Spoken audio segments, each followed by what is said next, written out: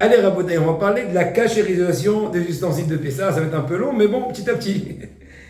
Il est marqué dans la Torah, dans Parashat Matot, qu'il a été dit à El-Hazar, le fils de Aaron à Cohen, que tous ceux qui se retournaient de la guerre, n'est-ce pas, ils ont amené des ustensiles qui étaient dedans, il y avait le goût du trèfle dedans. Donc il a dit, voici le précepte de la Torah, qu'Hachem a dit, l'or, l'argent, etc., tous les genres de métaux, toute chose qui est venue avec de Baesh, elle vaut Baesh. S'il y a eu un contact avec du feu, maintenant il va être cachériser par le feu.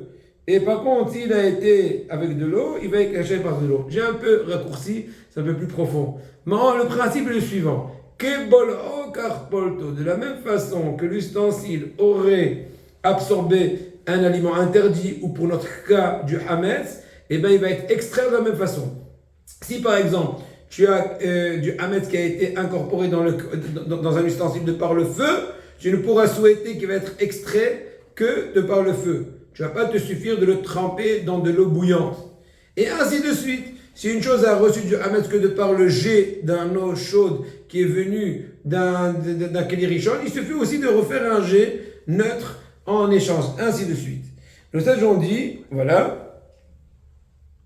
Donc il y a plusieurs degrés, n'est-ce pas? Il y a d'abord le liboun caché, le liboun kal, la gala, le hirouille et la shtifa. Le plus important, c'est le liboun caché. Ça veut dire qu'on fait rougir avec le chalumeau à un tel point que ça devient rouge. Liboun kal, c'est on fait chauffer avec le chalumeau le lieu voulu, mais il suffit de mettre un papier qui se brûle de par la chaleur qui a été obtenue de par le chalumeau, c'est suffisant. Hagala, c'est quand on fait rentrer dans une marmite bouillante qui est sur le feu.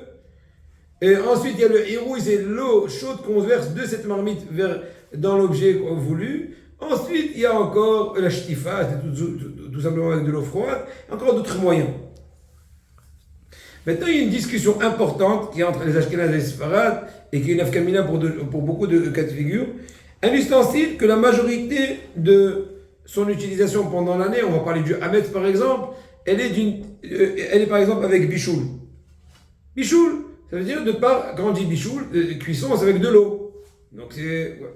Par contre, il est des minorités de fois que cet ustensile-là ait un contact avec le hametz, a pu absorber du hametz de par du feu direct. Est-ce qu'on va considérer aussi la minorité des fois, ou bien on va aller sur la majorité des fois? Sur les Sfaradim, on va aller sur la majorité des fois. Puisque la majorité des fois, cet ustensile-là a eu un contact de par cuisson que de par l'eau, il suffit de le tremper dans la gala, dans la fameuse gala bien connue qu'on a dit avec de l'eau chaude bouillante. Et là, on va penser que ça a été extrait. Alors que dans l'Ashkenazim, non. On va tenir en compte aussi des fois minoritaires qui ont contact avec le feu. Il faudra faire le feu pour le feu.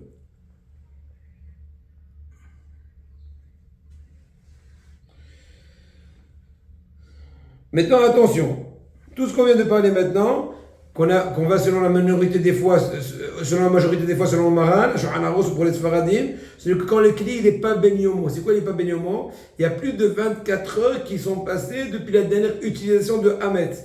On va du principe que tout ce qui a été absorbé dans les parois d'un ustensile, qui a duré plus de 24 heures depuis le moment de l'absorption, eh ben le goût a été détérioré. Ça s'appelle noten ta'am livgam. Gam en hébreu, c'est une chose détériorée. Noten ta'am livgam, il donne un goût détérioré. Donc, puisque selon la stricte loi, le goût n'est pas considéré déjà vu qu'il a été détérioré, il suffirait de faire la cachérisation de la majorité des fois.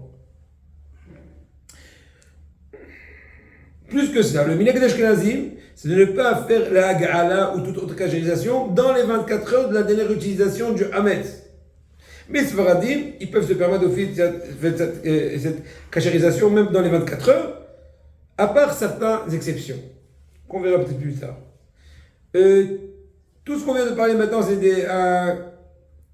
qu'on va décider est-ce que l'ustensile va être cachérisé de par le feu, ou kli rishon, ou bien le jet, etc., kli sheni. C'est d'Afka dans le genre de matériaux suivants. Tout genre, par exemple, de métaux, n'est-ce pas? Ou un ustensile qui est fait à base de bois, de terre, de pierre, d'eau, les os. Et par contre, là, il y a un truc très curieux et très intéressant, c'est le zrouchit. Donc le verre, des verres en verre, une assiette en verre, etc.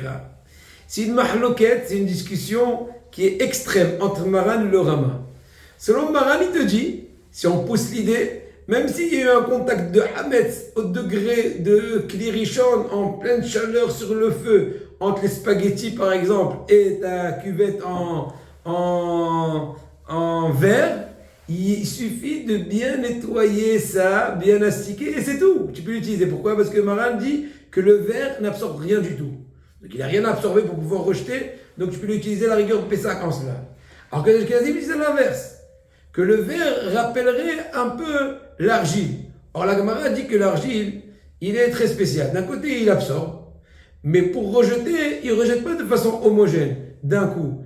Ici, c'est en séquence. Donc c'est possible que la première fois, quand tu as fait la gala, il a rejeté une partie du Hametz. Et après ça, quand tu vas le réutiliser, il va rejeter une nouvelle partie du Hametz qu'il n'a pas rejeté au début. Et Ashkenazim, ils pensent que le zrouchit, les ustensiles en verre, ils sont comme les ustensiles en argile, et donc il y a une marloquette kitsonite. Les Sfaradim, ils te disent, il suffit de rincer les ustensiles en verre et les utiliser pour Pessah.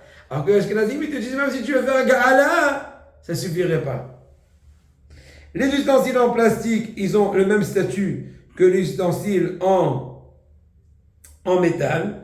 Le Pyrex, attention, le Pyrex, même les Ashkenazim, ils sont tolérants en faisant un gala 3 fois pour le Pyrex, c'est différent que le verre. Bien sûr, quand on a parlé du plastique tout à l'heure, il faut être vigilant qu'il ne va pas fondre, etc. Pas de plastique dur.